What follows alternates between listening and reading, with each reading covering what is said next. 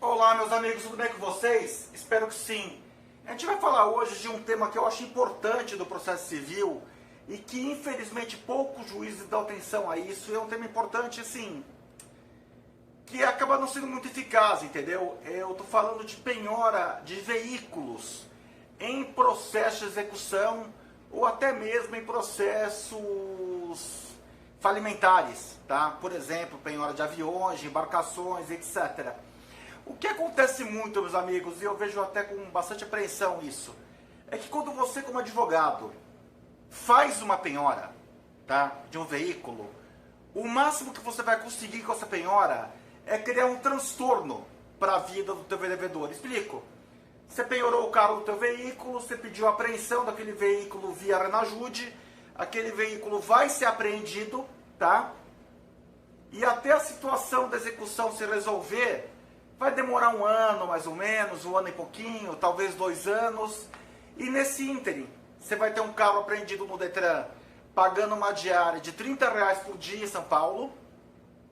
Em 2 anos, a gente está falando de quase R$8.000 de diária, mais quase R$9.000 de diária no Detran. Além do que, a gente está falando de um veículo parado 2 anos no tempo, 2 anos no tempo, sem funcionar o motor, sem calibrar pneu, com a pintura sujeita a chuva, sol, frio, granizo, as condições de temperatura mesmo. Quer dizer, então, assim, em 2 anos, esse carro vai ficar com a pintura completamente queimada, destruída. E daí, depois de 2 anos, você penhorou o carro do teu credor, do teu devedor, desculpa, você conseguiu penhorar e apreender o carro do teu devedor via Renajude, e você vai descobrir que aquela penhora não serviu de nada, que aquela apreensão não serviu de nada, que o valor que ele vai atingir no leilão, mal e mal, vai dar para pagar os débitos dele. O mesmo acontece também em falência. Quem não lembra da falência da VASP, da falência da Varig, aqueles aviões que apodreceram, que pertenciam a essas empresas e que viraram sucata. Eles foram leiloados como sucata. Eu lembro que teve um 737 que foi leiloado por R$40.000 por uma escola no interior de São Paulo, que assim, o dono da escola ia fazer, sei lá, tipo playground para as crianças com o 737, com a carcaça do 737, porque ele deixou de ser um avião. É assim, eu gosto um pouquinho de carro, de moto, essas coisas. Se você gosta um pouquinho de veículos, você vai descobrir que é o seguinte: um carro, uma moto, ele sofre mais dano, mas ele se deteriora mais com a não utilização do que com a utilização excessiva.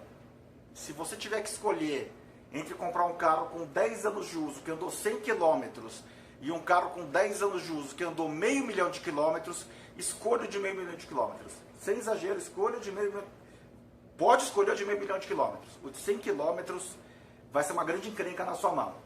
Eu abri esse pequeno parênteses aqui para falar que assim, a não utilização de um bem também estraga. Até com imóveis isso acontece, tá? Se alguém aqui faz área imobiliária, sabe. Visita um imóvel que está em vias de leilão, que está para ser leiloado, e está 2 anos fechado. Você vai ver a condição que esse imóvel está. Pega o imóvel que está 2 anos fechado. Você vai ver a condição que esse imóvel está.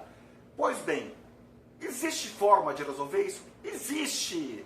Está ao alcance dos meus amiguinhos juízes. E é uma forma simples de resolver essa questão. Explico. Artigo 139, inciso 4 do Código de Processo Civil. Deu uma grande confusão. Eu escrevi esse meu livro aqui por conta desse artigo, tá?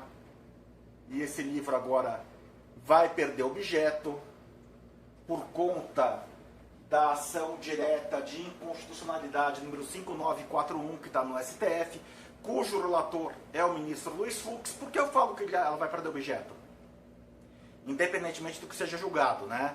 Mas tudo caminha seguindo o que a jurisprudência de forma reiterada no Brasil tem falado, principalmente meu foco de atuação no Estado de São Paulo, que eu vejo no Estado de São Paulo, Tribunal de Justiça do Estado de São Paulo, TRT da 2ª Região, TRT da 15ª Região, tem de forma quase que unânime rejeitado essa possibilidade de suspensão de passaporte e CNH de devedor. Mas Paulo Papini, você está falando que é certo ou que é errado? Agora eu não estou falando nada, eu estou falando como é, entendeu? Eu estou falando apenas como é. Os tribunais não têm aceitado. E toda a análise que está sendo feita em cima desse tema indica que o STF também não vai aceitar essa possibilidade de suspensão de passaporte, suspensão de CNH de devedores. Não vai aceitar, ponto final, tá? Então acabou essa história. Então assim, quando eu escrevi esse livro, eu sabia que esse livro tinha um prazo de validade, tá? Eu sabia que provavelmente ele não teria uma segunda edição, que ele se esgotaria em algum momento, alguma corte superior iria falar sobre o tema, e chegou no STF, vai falar sobre o tema e deve falar de uma forma favorável aos devedores. É favorável à proteção dos direitos fundamentais, tá? Mas o STF, supondo que ele fale que é inconstitucional essa interpretação, ele não vai julgar inconstitucional o artigo 139, inciso 4. Vamos ler o artigo comigo? O juiz dirigirá o processo conforme as disposições desse código, incumbindo-lhe, inciso 4, determinar medidas indutivas, coercitivas, mandamentais ou subrogatórias necessárias para assegurar o cumprimento de ordem judicial, inclusive em ações que tenham por objeto prestação pecuniária. Vamos ler comigo agora os trechos do inciso que eu grifei. Determinar todas as medidas necessárias para assegurar o cumprimento de ordem judicial, inclusive em ações que tenham por objeto prestação pecuniária. Está vendo só? Quem pode o mais, pode o menos, não é isso? Se alguns juízes entendem que eles podem suspender um passaporte, eu posso suspender uma CNH, teve uma juíza no Rio de Janeiro que determinou a suspensão do WhatsApp em todo o território nacional. Existe uma saída simples, meus caros, para o processo de execução. E é uma saída que usa o artigo 139, inciso 4, que usa o artigo 805 do Código de Processo Civil. O que fala o artigo 805 do Código de Processo Civil? A execução se faz da forma menos gravosa possível ao devedor. E aproveita o princípio da utilidade do meio executivo. Porque o meio executivo que você vai usar tem que ser útil. Então, assim, você penhorar e apreender um carro de alguém, para aquele carro acumular um valor de diária no Detran, que na hora que ele for leiloado, somado à depreciação que ele vai ter, por ter ficado 1, 2 anos parado, embaixo de chuva, sol, etc., não tem muita lógica. Isso pode ser útil assim, tá bom, eu quero me vingar do meu devedor, do devedor do meu cliente. Ok, como vingança tá ok, entendeu? Mas a função do processo civil não é permitir a vingança de uma parte contra a outra. Você tem que usar uma medida que seja eficaz, que seja efetiva, tá? A gente teve, por exemplo, agora, o que me motivou a fazer esse vídeo, escrever um artigo que eu coloquei agora no News Brasil, inclusive, sobre esse tema, foi uma notícia de uma Maserati apreendida no Guarujá.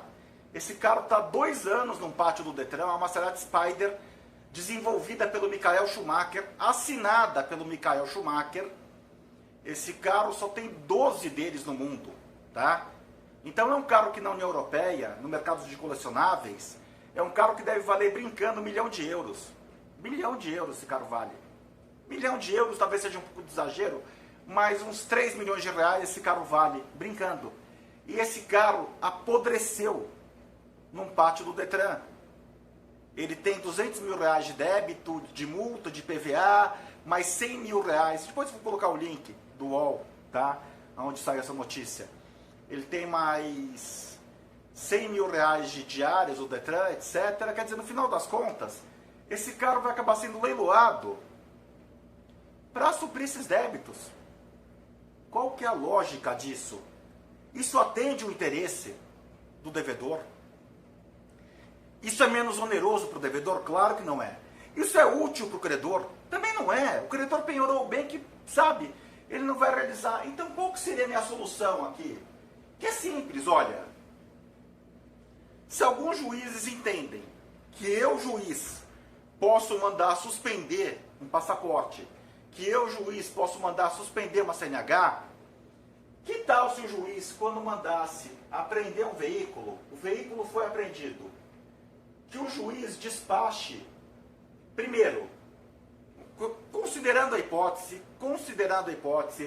de que a gente está falando de um veículo que valha menos do que o débito e tem um preço de venda objetivo, tabela FIP, vai. Um carro de 50 mil reais, tabela FIP, que na verdade é assim, o juiz vira para o credor e fala, credor, você quer ficar com esse carro para você agora e abate da dívida? Pelo valor de tanto?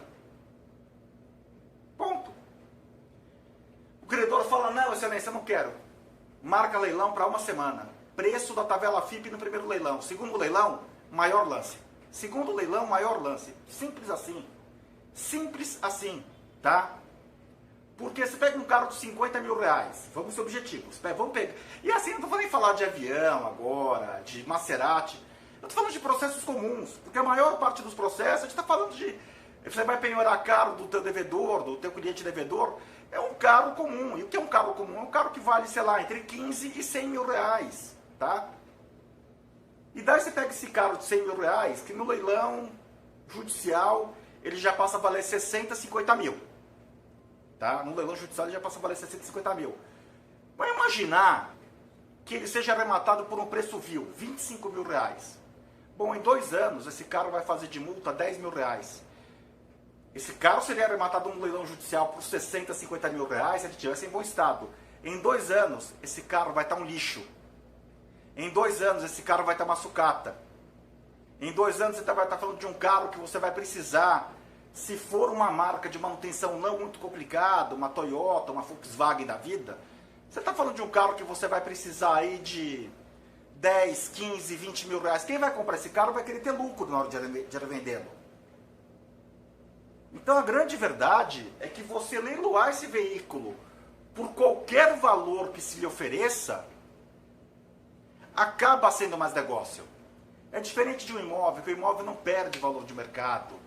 O imóvel, sei lá, um imóvel de R$1 milhão, se ele estiver muito detonado, ele perde 100, 150 mil reais. Agora um carro novo, se você pegar ainda alguns carros importados, Volvo, Citroën, olha, se pegar um carro da Volvo 0 km, tá? Pegar um carro da Volvo 0 km e pegar o mesmo carro com 3 anos de uso, em algumas versões aquele veículo vai valer 30% do que ele valia a 0 km. Tá? Carro que eu estou falando de veículo que não passou por leilão, por nada, tá? Então qual que é a ideia que a gente tem que ter aqui, meus amigos? É fazer a execução ser algo útil para ambas as partes, tá? Que o devedor eventualmente perca seu carro, ok, ele perde seu carro, mas que ele perca o carro para bater o valor daquele carro da dívida. Não que ele perca o carro para, olha, perdi meu carro e para nada, tá? Apenas para o credor se vingar de mim. E para o credor, por outro lado, ele poder penhorar um veículo e que aquela penhora do veículo surta algum resultado prático para ele, tá? E é o que eu falei aqui, meus amigos. Se o juiz em tese pensa que pode suspender um passaporte, se o juiz em tese pensa que pode suspender uma CNH, não é muito difícil imaginar que o juiz possa virar e falar, olha, eu vou determinar agora que esse veículo fique, na menos pior das hipóteses, na mão do credor, como fiel depositário do bem. Simples, não é? Simples. Simples demais, tá? Então, meus amiguinhos juízes, por favor, apliquem isso, não é coisa do outro mundo. Eu escrevi no artigo no artigo que eu publiquei hoje no News Brasil, eu coloquei isso, né? Eu não sei porque que no Brasil as pessoas ficam maquinando fórmulas esotéricas, complexas, tipo a suspensão do passaporte, da CNH do devedor, que viola direito fundamental, viola a súmula vinculante 25 do STF, isso daí tem para um outro vídeo, eu já falei sobre isso. Quando a lei dá algumas utilizações muito bacanas para o artigo 139, e uma delas, por exemplo, é essa, é você pegar, tornar útil, uma coisa que hoje não é útil, a penhora de um veículo, tá? Às vezes aqui no escritório que eu penhorei, que eu pedi na ajude, foi para tumultuar a vida do devedor. Sabendo que se aquele carro fosse penhorado de fato e se ele fosse apreendido de fato, meu cliente não obteria vantagem alguma. Ia ser muito difícil, tá? Então, assim, o que o magistrado tem que fazer é procurar tornar o processo útil para as partes. E tornar o processo útil para as partes, a execução tem que ser útil, não apenas para o credor, mas para o devedor também, tá? E que eu falei, se o devedor for perder seu carro, que ele pelo menos perca seu carro para bater o valor